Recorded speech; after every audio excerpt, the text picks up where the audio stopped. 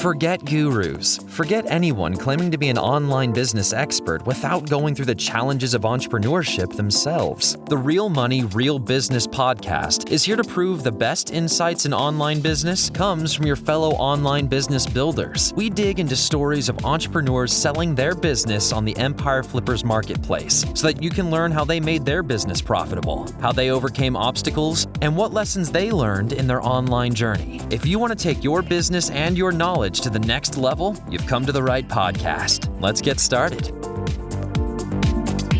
Hey everyone, welcome to the Real Money, Real Business podcast. I'm Lauren, and today we have Thomas on the show, who's selling a display advertising, Amazon Associates, and affiliate business on the Empire Flippers marketplace. Hey Thomas, welcome to the show. How's your day been so far? Hi Lauren, thanks. Day has been fantastic so far, and I'm looking forward to the interview and answer all your possible questions. Fantastic. Yeah, I can't wait to learn more about your business, and I hope that this interview makes your day even more fantastic. But before we dive in, fingers crossed. But before we dive in, I'm going to give all the listeners just a brief overview of your business so that they have a better idea of what we're talking about, and then we'll get into the questions. Great. So this is a display advertising, Amazon Associates, and affiliate business. It was created in August 2019, and it's in the hobbies, home, and craft niches. The average revenue for the business is $8,783 per month, and it makes an average of $8,476 per month in net profit. The assets included with the business are a primary domain and all site content and files, a 301 redirect domain, 3 Facebook groups and pages, as well as Instagram, Twitter, and Pinterest social media accounts, an email list with 4,000 subscribers, and affiliate relationships. For everyone listening, you can visit empireflippers.com/marketplace and search for listing number 67330 to learn more about this business. Or you can unlock this listing to start your due diligence if you're interested in purchasing this asset. So with that out of the way, let's hear from the seller. Thomas, can you fill us in on your background in starting and running online businesses? Yes, of course. So I might not be the person that started in the real beginning of SEO. So I came to the game quite late. So since 2018, having an IT and project management background, and also had quite some experience for website things in the past. Yeah, it was quite, let's say, easy to start with everything. It was like side hustle at the beginning. And so everything felt quite natural. And that's how I started in 2018. Fantastic. Yeah, I'm sure that IT background really gave you a leg up and a bit of experience to work from. Is this the first site that you've built? No, actually, it's the third site that I built. So it's actually good for the site, also for a potential buyer, because everything is set up really at a high level on page. All that stuff is already as it should be, because as you can imagine, for the first site, you have to experiment a little bit. But now with this site being the third, everything is really up to the standard. Yeah, that's great. I'm sure it was very helpful that you've already sort of worked your way through that learning curve by the time you started the site. When you were looking for a new site to start, what made you choose to start the site on this particular topic? Yeah, that's a very good question. I think it really was the case that it was like new niche for me, but I'm still, for my personal interest, it was something that I really was interested in because we were like renovating our house at that time. So there were a lot of topics that I had to do research myself, and also realized that not all the sources ranking were really helpful. So I thought, okay, I have already the knowledge about how SEO works and how to set up a site, how to do keyword research. So why not start a site in this niche? And what's maybe a little bit different from other sites being sold on Empire Flippers is that I started the site in German actually, and then transferred or moved into the English market for English people.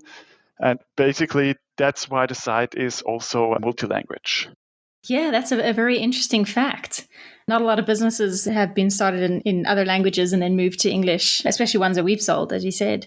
So when you were looking for ways to monetize the site, what made you choose display advertising as your main source of monetization? It came also a bit later. So I really started the site as the typical Amazon affiliate site, as we all know from the past. Then, I stumbled the first time about display advertising because for me, being from Europe, display ads are not paid so well than they do for the US market. And then I found out, oh, actually, I have a site that's quite big also in the US market. And that's why I started just adding the ads a second monetization method. And it turned out to pretty well. And now is the main income for this site, actually. Yeah, I think it's great that you've got that diversification on your site. It definitely sort of adds another layer of protection there. Do you work with multiple affiliate partnerships as well as Amazon Associates, or are you specifically working only with Amazon? So basically, I also tried out other affiliate programs or small other shops or whatever, but it turned out that the really Amazon, as you all know, with all their power they have, people try to always buy there. So it turned out that it's really Amazon affiliate. But what the cool thing is that I have found two companies that sell through Amazon affiliate, and they top up each and every sale for their products with additional affiliate money they pay. So that's really cool. So you sell a product through Amazon affiliate, and at the end of the month, you send them the sales, and then for each product from them, they pay you an additional amount of money. So it's really a cool thing there. Yeah, that's really cool. So, it allows you to take advantage of Amazon's audience, plus you get a bit of profit on the top, which is great. It sounds like this business you've built up from the ground up. It sounds like you've got a lot of passion for this particular niche. What are the reasons you've decided to exit the business now? So it was really not an easy decision from my end because, as you told, it's really built from the ground, from zero to quite a good, let's say, domain rating, DA or whatever they call it, and it's doing really well. But like my focal point of interest and also dedication at the moment is for 2 or 3 other sites that I'm focusing on in a different niche. And these sites became quite big, and I need really my focus there. And it's just too much for me to handle everything myself, even if I have a team of freelancers. So I really have to, for me to really focus on these other projects to sell this site, to just have some free time for me personally, but of course also for these other projects there. Yeah, that certainly makes a lot of sense. Sometimes to grow your portfolio, you need to actually let one of the websites go. As you say, you can focus on the other sites. And it's actually a shame because this site has quite a lot of potential lying around at the moment just because I don't have the time. So I thought it really would be value added also for a potential buyer because everything there, it's just really a matter of investing time or money for a team to really grow this website, which already has a really good history already. Yeah, it certainly sounds like you've built a wonderful foundation for buyers to capitalize on. As with any business, there's always a couple of ups and downs. It's a bit of an emotional roller coaster sometimes. So, looking back over your journey with this business, are there any big wins or success stories that stand out in your mind? I think for me, for this side, it really was like being accepted from AdThrive for the ad network, because that was, of course, a huge game changer, especially during COVID times where Amazon just cut down the affiliate rates, which was of course, devastating for a lot of affiliate websites. And it was exactly that time where AdThrive accepted this site. And of course, this was then really a big win for me and for this site, just because monetization wise, it was a huge improvement then. Yeah, I'm sure that was really good timing on your part there. Yeah, that Amazon decreasing their rates definitely impacted a lot of sites. So it's great that you had the display ads to fall back on. I'm sure there were some things that didn't go according to plan. Were there any obstacles or challenges that you had to overcome with the business? Nothing in particular. It was really more from my end, finding enough time to do this site the justice and to work and improve things on the site. So this was the problem from my end, organization wise. Yeah, there's actually a lot to keep track of with these sites. So I'm sure some things do slip through the cracks occasionally. Let's take a look at your traffic now. Where does the majority of your site traffic come from? So the site mainly gets the traffic from Google organic search, but there's also other traffic like Bing and all these other search engines, also Pinterest. There's also a Pinterest account that if you would invest a little bit more time to post the pins there because it already has a good history of being loved by Pinterest for their post, that's basically it. Yeah, that's great. So, given the amount of organic traffic that you're generating, are you investing much time into on page SEO and backlink campaigns? As I told you, everything has been set up quite ideally for SEO from the beginning. So on-page SEO doesn't need so much time. So for example, everything is set up also with a plugin for internal linking. So everything is already linked. So all like topical clusters are linked in to each other. Everything is really set up the right way from my end, how I can do it. And also like what's best practice, what you can read about. So this doesn't need a lot of time. And regarding the backlinks, I think maybe one or two backlinks per month or something like this, which is more or less automated at the time with an external provider, which we will talk about later, I guess.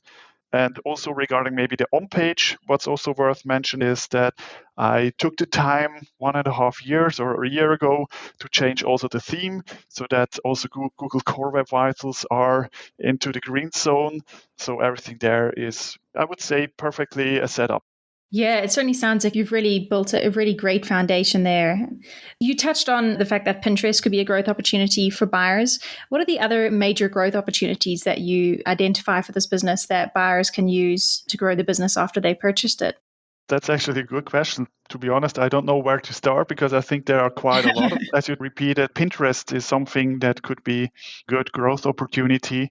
There are a lot of well-written articles in English because the main focus from a certain time on was then really the English market because ad revenue is higher, affiliate also works well there.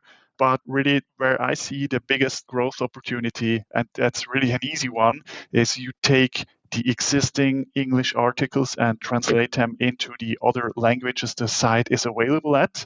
And therefore you can like go into new market. And just to give you maybe a small sneak peek, for example, if you go into the Netherlands market where Amazon pays maybe up to 10% for a sale, that's different world compared to the English or the US market, for example. And of course, also the organic market is not so competitive as it is maybe within the US market. So translating is really a big opportunity, I guess. And also, you have already some traction with the Facebook groups, for example, where you have direct access to people that are into these topics, where you can also sell your own products, maybe create your own info products if you have the time to. So there are like a lot of opportunities there. And just to give you an overview regarding the languages, so at the moment, already 4 languages are like pre-installed and also already have the first articles and also have like a proven history that they also can rank in these countries. So at the moment, it's Germany, of course, United States, English, and France and Italy. So these are already set up and ready to just translate these articles. Also, there is a process how to do it that I can show the potential buyer to really speed up things there. Yeah, I think it's a great idea to translate those articles into other languages. It's a great way to grow your audience, as you say. Let's have a look at your content process now, because I know you touched on it. Can you walk us through your content creation process and how having a multi-language site impacts that? Yeah, basically, the main content is being created for the English part of the site, which is also like the main part of the site in terms of visitors. But still, also Germany is quite big at the moment since the beginning. Basically, it's nothing special there. So it's really about creating the content, adding it, having good engaging images, doing the on page properly, and published it there. And once it's published in English, you have a plugin that's already pre-installed and working, everything in place to just click on it and translate it into the other languages. So there is nothing special than with other normal sites. Only the thing is that you have like site that has potential 3 other sites in it that can also compete in other markets. Yeah, that's fantastic. And when you're looking for topics to write about, how do you come up with the topics and what does your keyword research process look like for that? That's also pretty basic, I guess. If you know your competitors, you can do a competitor research, what content gaps you have. I personally use Ahrefs, for example, do all this stuff, and then just come up with topics that you haven't covered yet and create the briefings for the writers with the necessary information in there and adding them to do the website with images you source. And that's it, basically. Yeah, fantastic. So, how often would you say that new content is added to the site? At the moment, due to my quite competitive schedule, I only manage to add 2 to 3 articles per month because creating the briefings takes some time. And then, of course, also doing the final checks and all that stuff. So 2 to 3 articles per month at the moment, basically mainly for the US side, so for the English side. I'm still lacking time to translate the articles to the other languages, even though it wouldn't take too much time, but it's still, as I told you, I'm really busy at the moment. Yeah, it certainly sounds like you've got a lot on your plate. You mentioned that you worked with freelance writers. Can you walk us through how many writers you're working with? And do they help you also translate the articles into these other languages? Yeah, so basically, in the last year or so, it was only one freelance writer that I just sent the briefing. It's not the topics themselves, they are not like rocket science. So the niche is not something that you like need to have a master's in whatever to write about it. Although it always helps, of course, but it's a topic that if somebody is interested in the topic, so you easily find writers for these topics, and it's quite easy. And also, I think the cool thing is with these kind of topics in the crafts DIY niche, it's something that a lot of people are interested in. It's not something like you just write for the sake of earning money, but it's actually really content that helps people. So that was also something for me, like motivating me, like helping people, but still like earning money by the side. And this way it really works and people are really happy with the content and also writing feedbacks about it and everything. So it's also for the writer quite cool topics to write about because it's really hands-on stuff, not something theoretical stuff or something that's about online casino stuff just to earn money or something. It's really cool topics, hands-on topics for people like you and me having a problem in their life, renovating or whatever, and just looking for a tutorial or an informational post. Yeah, I think it's great that you're able to provide value and make a profit at the same time. As you say, you're adding to the world, not just adding noise, you're providing value as well. Exactly. And maybe also worth mentioning that all the content has been handwritten by humans based on detailed briefings and everything. I think in these times with AI and all that stuff, pretty important to mention everything is really done manual way and the right way with humans involved and everything. Yeah, not something we would have to specify a year or so ago, but definitely relevant to mention now. Yeah. So, do you work with any other employees or freelancers to help you maintain the business? I have a person also on freelance base who is adding the articles to the website, sourcing for images, and like preparing the post for publication. But I do the final check on myself, and I also do like the internal linking myself because I have the best idea about like the topical clusters and all that stuff. But it would be an easy thing to also outsource like the whole thing, like from writing, which is already outsourced, from preparation of the blog post to the publication. Yeah, it's great that is able to be outsourced. Let's dig a little bit further into your role in the business. Can you walk us through what a typical work week looks like for you and what sort of tasks and activities you're focusing most of your time on? Yeah, so I spent quite not enough time for this business, but it's mainly about creating the briefings for the writer. So just that we have our 2 to 3 articles per month. Sometimes it's even 4 or 5. It depends on the time that I have. And then the second task is, of course, once per month testing, updating plugins just to make sure that the site is really safe to run, nothing gets hacked or whatever, so that we are just up to date there. And then, of course, it's like the final checks for the articles before publication and the internal linking and making sure everything looks good and this is running. And also, of course, checking for the ad thrive things. And Also worth mentioning is the last thing that at the end of the month, I export a list from Amazon affiliates for these additional partners to send them through like the final list with their product and the money they need to send me through whatever wire transfer or whatever once per month. Yeah, that's great. So it sounds like you've got some really good systems and processes in place. What do you think the biggest challenge will be for a buyer when taking over this business? I think if buyers in this range know exactly what they are doing if they buy a site.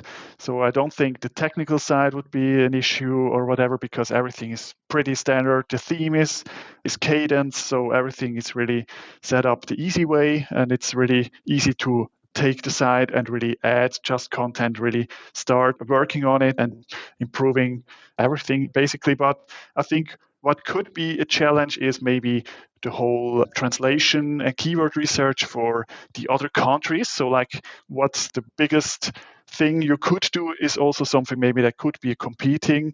But the thing is that I can show you, the potential buyer, how to research for these keywords, the top competitors in each country, so they just can start with seeing what content is already there and could be translated.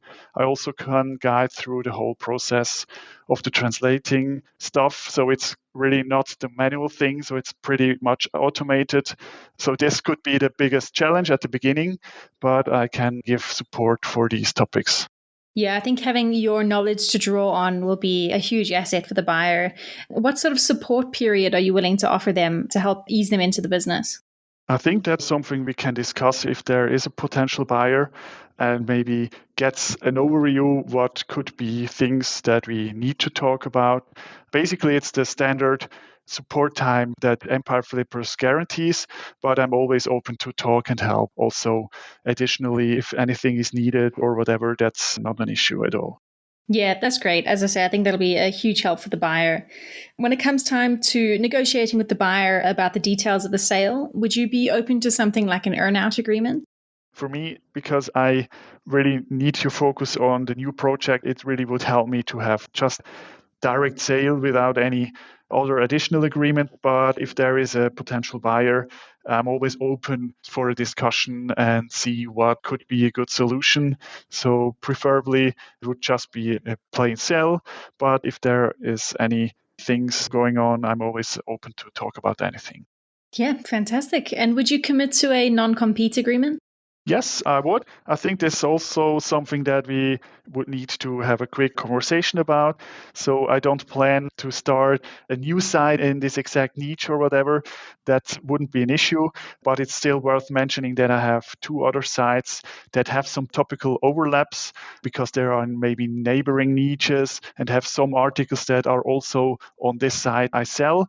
But I'm completely transparent there and we can talk about it, how to proceed there. So, but generally, a non-compete agreement wouldn't be an issue. Great. Well, Thomas, it sounds like you've got a lot of experience building websites under your site. As you say, you've built up a bit of a portfolio for yourself. And I'm sure there are lots of aspiring entrepreneurs who are listening to this who would love to do the same thing themselves. So, do you have any advice that you would give to our listeners that you wish you knew when you first started this business? I think it's really not that passive and easy as some coaches would like to tell you it is. So basically, it's really hard work and dedication, especially at the beginning, to grow your site and everything. And then you just have to have good workflows in progress to maintain your site so that you can keep at least your site's visitors and revenue. But in the end, it's really hard work. And what I see from colleagues of mine, for example, they also try to maybe start something by the side or whatever. They always overthink things. So like, oh, I'll have the big plan, and they work more on the plan than actually on the website. So just start with the site, really try out, see what's working actually. And that's how you really gain your experience and start. So I started with small German website. And then amazingly, something worked and something didn't work. I tried to translate the site into English, and then it was a whole new word. So it's really by making things, try it out, analyze, and then see what works and what doesn't work, and then stick to the things that work, and then you can grow. Yeah, I think that's fantastic advice. As you say, a lot of these online gurus try to sell the dream and make it sound like super easy overnight success sort of business model, but it does take time and dedication. And as you say, practice makes perfect. Yeah, I think young men really tend to, I don't know if it's because of the testosterone, so they try to have the biggest effort, the biggest results without any effort. And that's how these coaches can make money off these people. But in the end, you wouldn't be a coach if you are successful with your things. Then you would keep to your own business and building websites and everything. So it's really about making money there. So really just try it out and do it yourself and grow by yourself. Yeah, I think that's fantastic advice. And that leads us to the final question of the interview. So, Thomas, if you had to put yourself into the shoes of a buyer, why do you think your business is a business worth buying? I think I can lay out some of the points. So, niche speaking, I think it's a niche or a multi niche that has quite high RPMs in terms of ad revenue. So that's something that's really a good thing, because I know some other niches where they are pretty low compared to these niches. It's not a too competitive niche, so it's still possible to also compete with the big boys on the block. The products are priced so well that you can still sell a lot of them. So it's not a too low ticket, but not too high. So it's a good mixture of things, and focused on the project or the website itself. I think it's well set up. It's not something that you have to build the next month to make the website up to date or whatever. So everything is well set up, in my opinion. It's already, which is cool, and it's quite a USP in my opinion, because I'm very much into multi-language SEO. It's already multi-language, everything is installed. There are already articles translated, so it has also proof that it works also in other languages. It even has backlinks in these other languages, so already some power SEO-wise. So you can dive into these countries and also dominate these countries because it's not so competitive. You have a lot of content already on the plate, which you can translate. So you don't have to spend money for writers because you already have content that you can translate.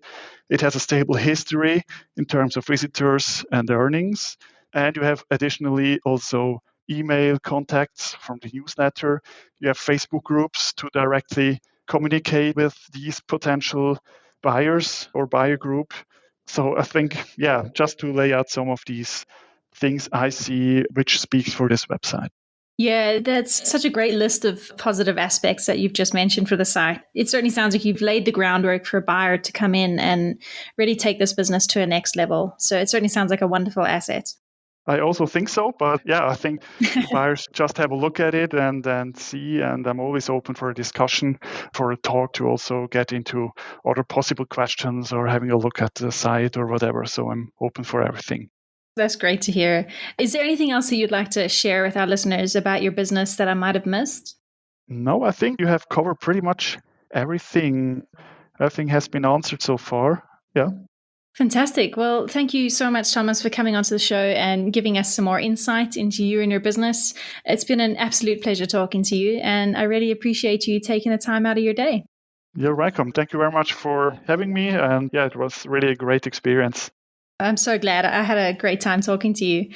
All right, everyone. Thanks for listening. To learn more and see if this listing has already been sold, head over to empireflippers.com/marketplace and search for listing number 67330. If you're watching this on YouTube, click the link in the description to go straight to the listing. Once you've unlocked this listing, you'll be given everything you need to know about this business.